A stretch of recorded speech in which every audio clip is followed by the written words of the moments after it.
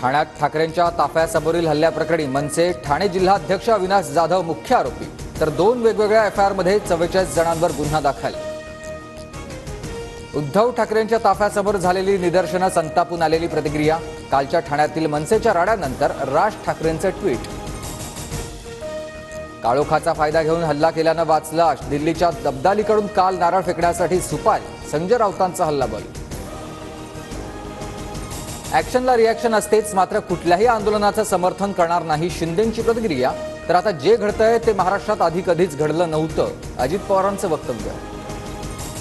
ठाकरेंच्या गाडीवर हल्ला होणार हे गृहमंत्र्यांना माहीत नव्हतं का? हल्ल्याची सखोल चौकशी व्हावी, सुप्रिया सुळेंची मागणी।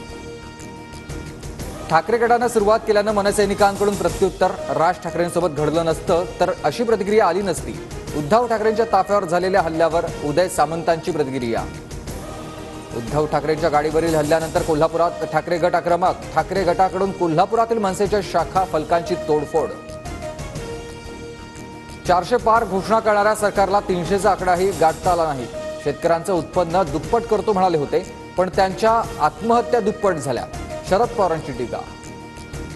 सोलापुरातील कुर्डुवाडीत शरद पवारांचं स्वागत। मराठा आरक्षणाला पाठिंबा। स्वागतावेळी तरुणांना भूमिका विचारल्यानंतर पवारांचं उत्तर। 17 तारखेला 3 वर्षाच्या ITRच्या कॉपी घेऊन येते। अजित पवारांनी त्यांचे डिटेल्स आणावे। सूरज चव्हाणांच्या आव्हानानंतर अंजली दमानियांचं अजित पवारांना चर्चेचं खुलं आव्हान।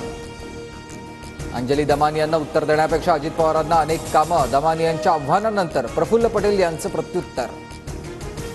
सेबी अध्यक्ष माधवी पुरी बुच यांचा अदानी ऑफशोर संस्थेत हिस्सा, म्हणून अदानी मनी रिफंड सिफनिंग घोटाळ्यामध्ये कारवाई नाही।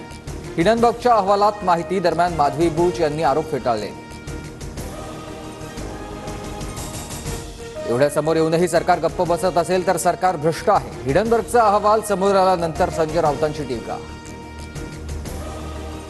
नितेश राणे फडणवीसांची चप्पल बनून काम करत आहेत। आरक्षण दिलं नाही तर सरकारचे 288 आमदार पाडणार, जरांगेंचा इशारा।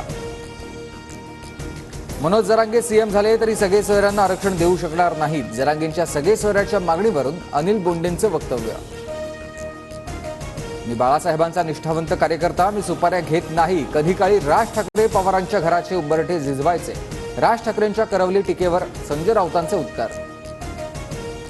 मराठा समाजाला आरक्षण मिळालं पाहिजे असं माझं स्पष्ट मत। मुख्यमंत्र्यांनी मराठा ओबीसी मुद्द्यावर सर्वपक्षीय बैठक घ्यावी, अजित पवारांची प्रतिक्रिया। विधानसभेला महाविकास आघाडी 180चा आकडा पार करणार। महायुतीच्या 100 पेक्षा कमी जागा येतील, नाना पटोलेंचा दावा। तर पटोले 288 जागांचाही दावा करू शकतात, शिरसाटांचा टोला। बिहार आणि आंध्र प्रदेशप्रमाणेच महाराष्ट्रालाही झुकतं माप मिळावं। केंद्राच्या विचाराचं सरकार राज्यात आलं पाहिजे, म्हणजेच निधी आणता येईल, अजित पवारांचं विधान।